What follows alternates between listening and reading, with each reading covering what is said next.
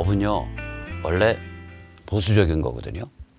제가 건축계에 있질 않아가지고 전 세계 대법원 건물 쫙 사진을 모아서 보면 우리나라 대법원 건물이 아마 제일 고층의 제일 효율적인 제일 현대식 건물일 겁니다.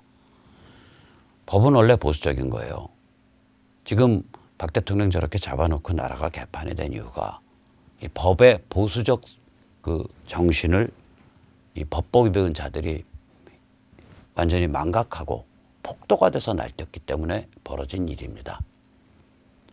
그래서 대법원 건물은 다른 나라 대법원 건물은 대부분 나지막해요. 그리고 그리스식 이런 식의 클래시컬하다고요. 고전적인 건축 양식을 써요. 그 보수성 때문에. 한국 법조계는 저 두 개 건물, 저게 아마 노태우 때 완공됐을 때인데 저 두 개 건물로 그때부터 멘탈이 아작난 겁니다. 어쨌거나 그렇게 대량으로 시위자들을 프로세싱할 수 있는 체제를 갖췄지만 결국에 가서는 학교가 86년경이 되면 해방고가 돼버리거든요. 경찰이 못 들어가는 지역이 돼버려요. 그 왜 그러냐. 안 물러나고 아각거리니까 그렇게 되는 거예요. 결국은. 홍콩이 그렇게 되는 거예요. 해방고로 가는 거예요. 도시 전체가. 홍콩이 어떤 대규모 본격적인 유혈 사태가 나서 지금 예를 들어서 미중 문명전쟁의 전기가 딱 되는 그런 상황이 펼쳐질 수 없는 까닭. 다른 말로 바꿔 말해서 중국의 본격 유혈 진압을 회피하는 까닭은 다음과 같습니다. 우선 첫째, 홍콩은 세계 5대 금융 허브 중 하나입니다. 둘째, 700만 홍콩 시민 전체가 자유민주주의 의식과 라이프 스타일로 중무장되어 있습니다. 인구 밀집도가 제곱킬로미터에 6,659명이고 이는 도쿄와 비슷하며 서울의 3분의 1 수준입니다. 서울이 16,700명입니다. 제곱킬로미터에 세계 1위입니다. 그런데 이게 우리가 착각을 하면 안 돼요. 겉으로 보면 인구 밀도 낮은 것 같죠? 홍콩 도시계획 한번 보세요. 저 퍼런 게 다 공원이고 산이에요. 저 느리끼리 한 데밖에 사람이 못 살아요. 저 퍼런 게 한 3분의 2, 뭐 4분의 3 가까이 차지할걸요. 기습까지 치면. 그러니까 홍콩의 인구 밀도가 생각보다 높은 거예요. 사람 사는 데만 왕창 몰려 산다는 소리예요. 저기가. 이 서울은 사람이 살만한 데가 훨씬 많다고요. 서울 전체 인구, 서울 전체 면적 중에 무슨 산으로 해서 묶여 있는 거가 차지하는 그 비중이 홍콩보다 훨씬 낮아요. 홍콩은 가보신 분들은 아시겠지만 전부 산이잖아요. 산과 바닷가, 산과 바닷가, 산과 바닷가. 홍콩은 계속 그러거든요. 그래서 실제로 홍콩 안에서 사람이 사는 지역은 그 비중이 뭐 30% 면적 대비 40%밖에 안 되는 거예요. 나머지는 사람이 안 사는 지역이에요. 홍콩은. 그러니까 인구 밀도가 저게 생각보다 저 숫자는 예를 들어서 제곱킬로에 6,659명인데 그거 계산해서 해보면 제곱킬로에 한 10,000명 정도 꼴은 되는 거예요. 최소한. 서울의 2분의 1 밀도를 넘어선다고요. 서울의 한 5분의 3 뭐 그 정도 되니까 인구 밀집도 굉장히 높은 지역이라고요. 자, 이렇게 인구 밀집이 돼 있고 이 사람들 전체가 자유민주주의와 반중의식으로 무장돼 있잖아요. 요새 시위대들 하는 얘기가 나는 중국인이 아니다. I'm not a Chinese. I'm a Hongkonger. 나 홍콩 사람이다. 시위대들이 요새 그냥 계속 그 말 하잖아요. 자, 이런 상태에서 중국이 본격 유혈 진압하면 그게 진압이 됩니까? 그날은 진압되겠죠. 총 빠바바방 쏘면 기관총 갈겨가지고 한 장갑차로 밀어서 한 5,000명 죽어나가면 그날, 그 다음날, 그 다음 날은 진압이 되죠. 하지만 1주, 2주 후에 시위는 걷잡을 수 없이 이제 덧나게 되겠죠. 자, 이런 상태가 되면 세계가 자발적으로 중국을 징계하게 돼요. 투자자들은 중국에서 돈을 빼게 되고 사람들은 전 세계가 다 중국 상품 보이콧하게 되고 전 세계가 중국에 대해서 투자할 것을 보이콧하게 되고 그다음에 전 세계가 중국에 대해서 금융거래하는 걸 보이콧하게 되고 이렇게 나간다고요. 다시 말해서 홍콩에서 본격적 유혈 사태를 일으키게 되면 중국이 중화인민공화국이 폐업하게 됩니다. 따라서 중국 저런 거 안 하죠. 적당한 강도로 그냥 관리해 보려고 또 관리해 보려고 아둥바둥 하겠죠.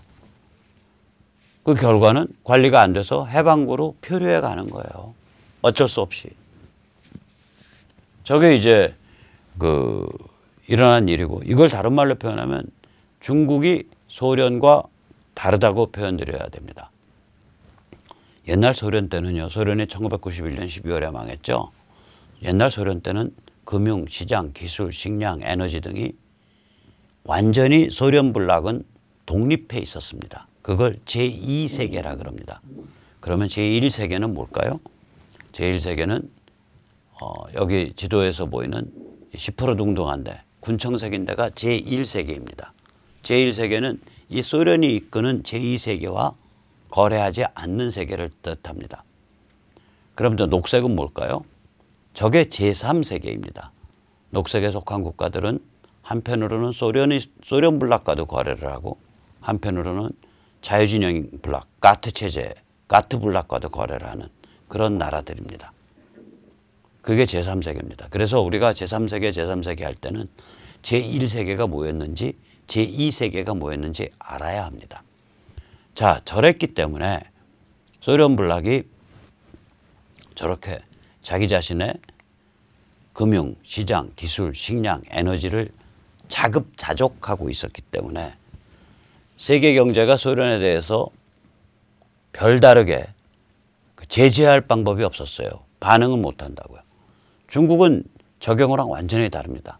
세계 경제와 완전히 상호 침투해서 결합되어 있습니다. 제가 그 용어를 제일 먼저 쓰기 시작했고 그 다음에 고든 창이 그런 용어를 좀 쓰는데 decoupling, disengagement. 그러니까 이제 미국이나 이쪽 그 세계 경제가 중국과 결합해 있는 게 빠져나가는 거. 커플돼 있던 게 빠져나가는 거. 인게이지돼 있던 게 빠져나가는 거. decoupling, disengagement가 필요하다. 그게 진행되고 있다. 이런 얘기를 저도 했었고 또 고든창도 그런 얘기를 했는데 제 좁은 견문으로는 제가 좀 먼저 한 것 같아요. 근데 그 단어 쓸 때 조심하셔야 될 게 있습니다.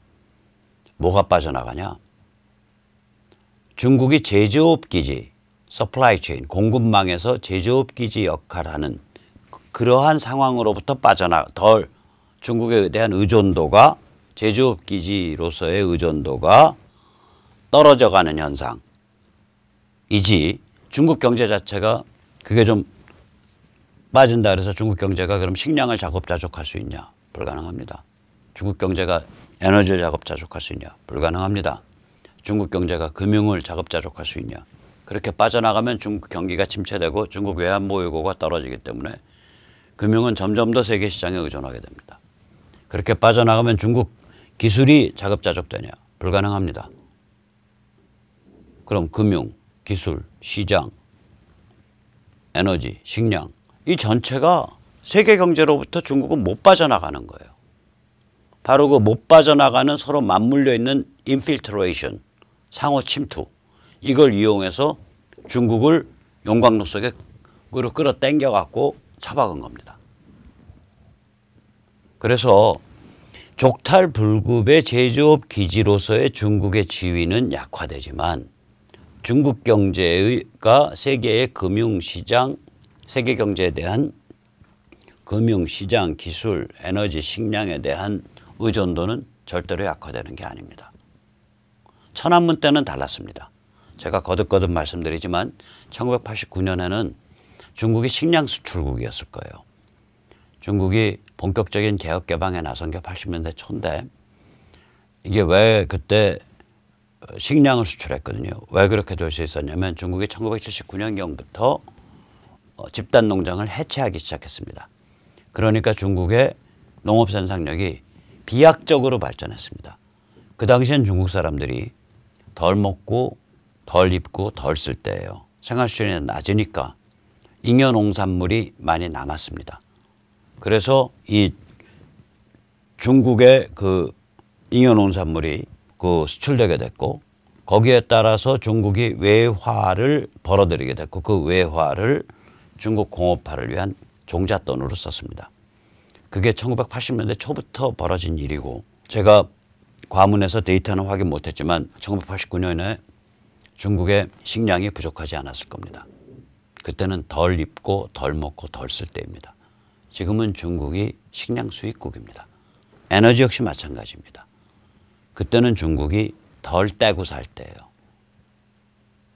지금은 다릅니다. 중국이 세계 최대의 에너지 수입국입니다. 뭐 기술이나 시장이나 금융에 대해서는 더 말할 것도 없습니다. 자, 이런 상황에서 애초부터 안 되는 게임을 한 거예요. 잘못 생각한 거예요. 이 중국 공산당과 인민해방군 체제가. 이들은 세계 경제에 완전히 머리끄댕이가 잡혀 있고 발목이 잠겨져 있고 무릎이 묶여 있고 허리가 묶여 있는데도 불구하고 그리고 손도 악교로 달라붙어 있어요. 본드로. 강력 본드로. 손도 못 빼고 발도 못 빼고 무릎도 못 빼고 허리도 못 빼고 머리도 못 돌려요. 세계 경제랑 딱딱 붙어 있다고요. 이런 상태인데 세계 경제와 현대 문명을 상대로 저거 내가 잡아먹겠다라고 공격을 한 거예요. 지난 한 10년 동안 내놓고. 그 이전에는 공격 안 하는 척했고 그 이전에는 공격할 뜻은 있지만 감히 눈살 찌푸리게 이걸 도발을 못했었고 지난 10년은 엄청 도발을 했다고요. 북한 내세워서 핵미사일 막 쏘아 올리게 하고 남사군도 막 가서 거기다가 똥 싸놓듯이 시멘트를 쳐발라 갖고 기지 만들고 생각고에서 일본 겁박하고 저기 뭐야 그 완벨트 진주 목걸이 해가지고 그 해양 수송로 요지의 후진국에게 스리랑카, 파키스탄, 예멘 뭐 이런 데다가 차관 빌려줘서 부실화 시켜가지고 거기에 항구나 철도를 집어먹고 뭐 이런 일을 한 거예요. 그리고 이제 그 미국이나 다른 나라의 학계 언론계에 침투해서 정치 공작 벌이고 그 다음에 외국 기업 중국에 직접 투자한 기업 겁박해서 영업기밀 빼내고 외국 서버 해킹하고 외국의 지재권 약탈하고 이런 짓을 막 공공연하게 벌린 거예요. 그리고 미국과 각을 세우는 나라들하고 동맹 맺고 이란, 베네수엘라, 북한 중국의 절친 동맹이 다 그런 나라들이잖아요. 이란, 베네수엘라, 북한, 지부티 이게 다 미국과 각 세우는 나라들이거든요. 이런 짓을 한 거예요. 그동안. 한 10여 년 동안. 그래서 이 세계 경제와 현대 문명을 이끄는 지도국가인 미국에 대해서 또 현대 문명 자체에 대해서 이런 무도한 도발을 했다는 게 참 신기한 일이에요. 그거 자체가 어떻게 저렇게 머리를 돌릴 수 있지. 왜냐. 아까 보셨지만 만약에 중국 경제가 이런 식이었다면 그 도발이 가능해요. 자급자족 형태라면. 왜 그러냐면 세계 경제가 중국에 대해서 압박을 가하거나 보복할 수가 없으니까. 그러나 이거는 과거에 소련이 이끌던 코메콘 블락, 소련 블락의 얘기지 중국은 세계 경제랑 완전히 한 몸으로 엮여 있다고요. 빠져나갈 길이 없어요. 다 묶여 있어요. 세계 경제에. 머리도 묶여 있고 몸통도 묶여 있고 팔도 묶여 있고 허리도 묶여 있고 다리도 묶여 있고 발도 묶여 있고 그러면서 이걸 잡아먹겠다고 도발을 했으니 저게 죽을 자리로 들어선 겁니다. 그래서 아까 처음에 말씀드렸듯이 위중전쟁은 갈 때까지 갈 수밖에 없는데 이 갈 때까지 가는 뒷심을 만드는 게 지금 상태로 그냥 갈 수가 없을 거다. 어떤 전기가 필요한 거예요. 근데 전기가 뭐가 될 수 있나? 아무리 따져봐도 유일한 후보가 북한 급변사태밖에 없어요. 저는 감히 그게 뭐 다음 달에 있습니다. 그 다음 달에 있습니다. 연말 안에 있습니다. 연초 안에 있습니다. 이런 얘기 못 하겠어요. 그러나 예감이 야, 저거 북한에서 아마 미국이 쇼 걸어야 될 것 같은데, 이제 저기 뭐야, 승부를 걸어야 될 것 같은데, 죄송합니다. 제가 노가다를 워낙 좋아하다 보니까 노가다 용어가 많이 나오네요. 북한, 괜히 친일파스러운 또 노가다 일본 용어가 나왔네요. 북한에서 승부를 걸어야 될 거다. 조만간에 미국이. 뭔가 전기를 만들어야 된다. 왜냐? 지금 아까 보셨듯이 중국의 이해관계를 걸고 있는 미국의 기업들, 미국의 투자 회사들, 미국의 투자자들이 이 미중 전쟁이 가지고 있는 그 초래하게 되는 피로감, 미중 무역 전쟁이 초래하는 피로감, 이거를 악용을 해서 트럼프를 정치적으로 공격해서 내년 트럼프 재선을 어떻게든지 불가능하게 만들려고 아마 총궐기할 거다. 그럼 이들의 총궐기에 대항하는 대항마, 이 전기, 카드, 그 아이템, 그 건수는 뭐냐 이거예요. 북한 급변사태다. 자, 그래서 우리 김정은 동지한테 간곡히 부탁드립니다. 지금 파세요. 트럼프한테 지금 나라를 파십시오. 그러면 비싼 값에 팔 수 있습니다. 트럼프가 굉장히 지금 북한에서 급변사태가 일어나기를 학수고대하는데 이걸 카드를 잘못 읽고 그러니까 트럼프가 저렇게 몰리면 나랑도 어떻게 해결돼야지. 그러니까 내가 버티면 된다. 이래서 안 팔려고 개기다가는 그냥 통째로 땅에 묻히는 수가 있어요. 왜냐하면 급변사태라는 게 무혈입성만 있는 게 아니거든. 유혈입성도 있거든. 생짜배기 침공도 있거든. 생짜배기 침공 갈 거냐? 아니면은 M&A 할 거냐? 미국이 M&A 조건은 오케이, 너 그러면 그 유혈을 피해준 공로를 인정해서 너랑 몇 명 반인도 범죄 소추에서 제외해 줄게. 그리고 네가 짱박아놓은 금괴랑 해외 자산 뭐 한 5억 불 인정해 줄게. 그 대신에 너는 무혈 입성하게 문호 열고 튀어. 그런 딜이 돼야 된다고 봅니다. 이 고종과 이완용이야말로 김정은 및 그 캠프 멤버들의 가장 훌륭한 교과서가 된다고 생각합니다. 반드시 참조하시기 바라고요. 우리 김정은 동지 친애하는 위원장 동무 반드시 참조하시기 바랍니다. 자, 이런 상황으로 흘러가고 있는데 이 한국 정치가 마음에 안 들죠. 저도 마음에 안 듭니다. 그래서 아무튼 뭐 꼼지락꼼지락 해보려고 지금 온갖 용을 쓰고 있습니다. 어딜 둘러봐도 참 한숨만 폭폭 나옵니다. 조중동은 거의 배신을 때리고 있고 야권에서도 이 아시아 자유혁명에 대해서 주목을 안 하고 있습니다. 유권자들이 모여서 헤쳐나가는 수밖에 없습니다. 그래서 계속 우리가 실험을 해봐야 됩니다. 이러한 뜨거운 실험 정신에 불타는 분들 중에 동작구와 경산구에 연고가 있으시다든지 혹은 이런 움직임에 대해서 특별히 관심이 높은 수도권에 계신 분들 목요일 날 오후 7시 무지개 식당 이수역 11번 출구 인근에서 뵙기로 하겠습니다. 같이 얼굴 보면서 저녁 함께 먹으면서 세상 이야기 나눠보시자고요. 네, 그럼 오늘 여기까지 모시겠습니다. 내일은 제가 오전 내내 회의인데다가 오후에 부산에서 강의가 있는 관계로 내일은 세뇌 탈출을 건너뛰게 될 것 같습니다. 죄송합니다. 그러면 모레 뵙겠습니다.